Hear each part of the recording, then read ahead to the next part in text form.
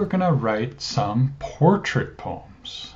Portraits are used in all different types of writing to show the details of a character. Often, if the right details are used, just a glimpse into this person's life can really help us learn a lot about them. So let's start by reading a poem by William Carlos Williams. Do you remember The Sweet and Cold Plums and the Red Wheelbarrow? As I read it, pay attention to what type of person you think his grandmother is and which details show you about her character. The last words of my English grandmother. There were some dirty plates and a glass of milk beside her on a small table near the rank, disheveled bed. Wrinkled and nearly blind, she lay and snored, rousing with anger in her tones to cry for food.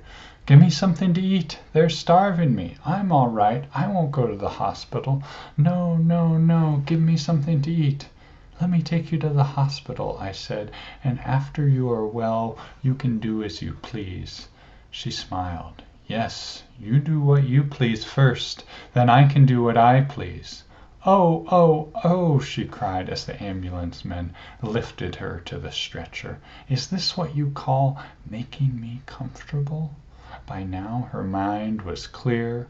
Oh, you think you're smart, you young people, she said, but I'll tell you, you don't know anything.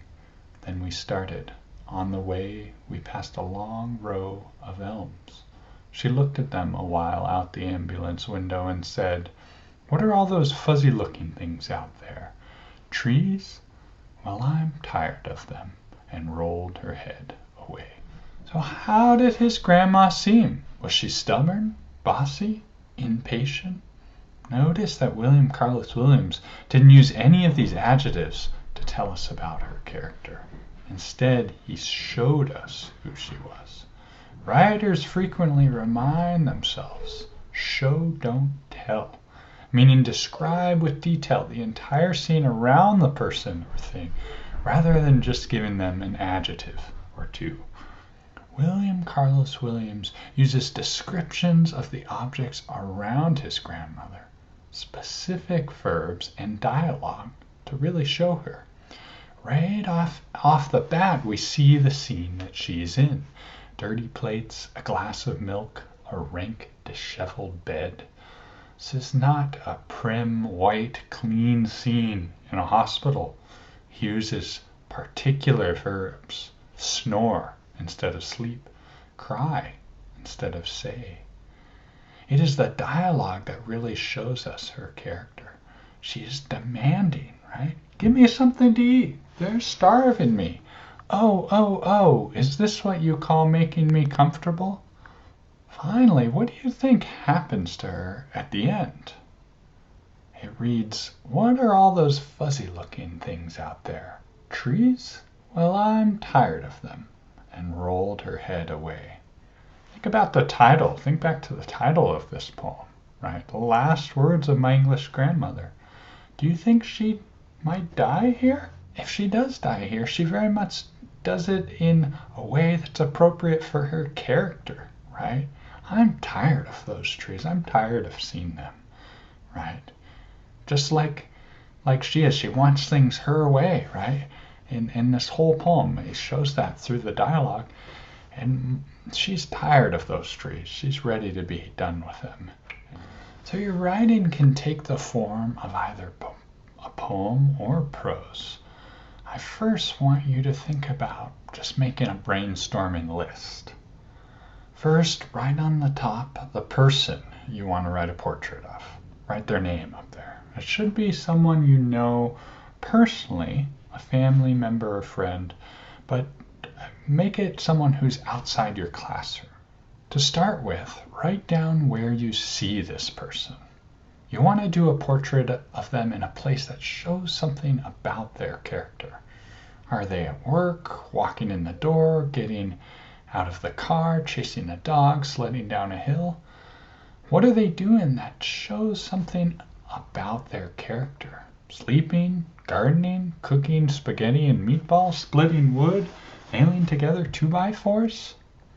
Next, write down some details about their appearance.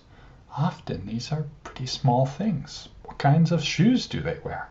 Nike high tops, cowboy boots, heels? Be specific. The type of shoes someone wears can say a lot about what type of person they are, right? What work they do, what they really care about. Is there a certain face that this person always makes? A half grin? A grimace? Next, I want you to list objects around them. What are they carrying with them? What are in their pockets? What car do they get out of? And now, combine this all together to show us this person in a scene.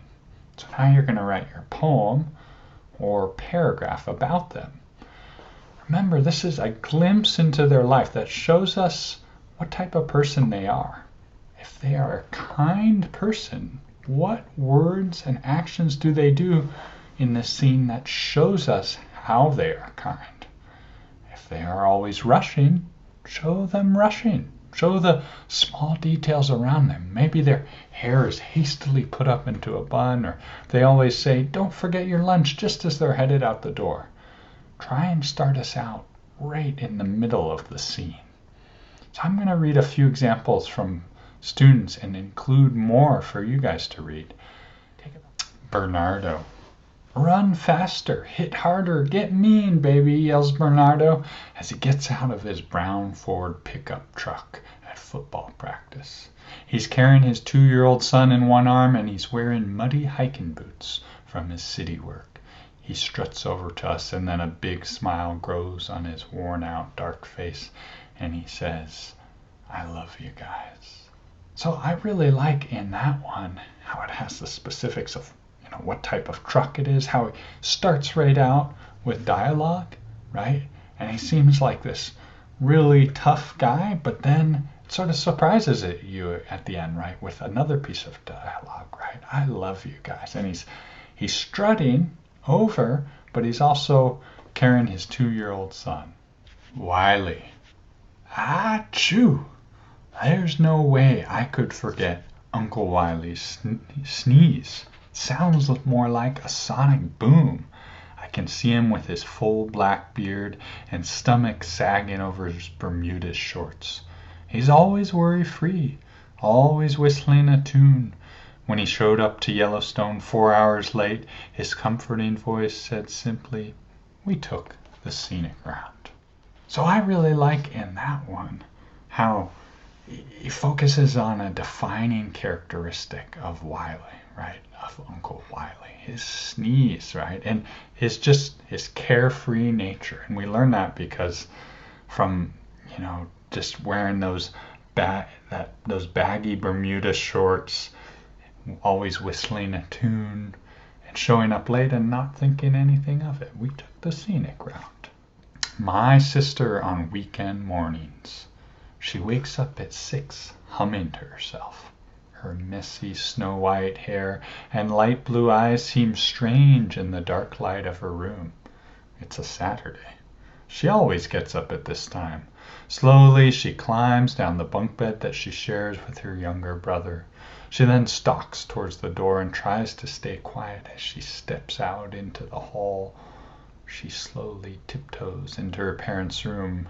To her dad, she whispers one word, "TV." Her father groans and dismisses her with a wave of his hand, saying, "Fine." She seems to leap through the air towards the television, which she gladly turns on and watches for 3 hours.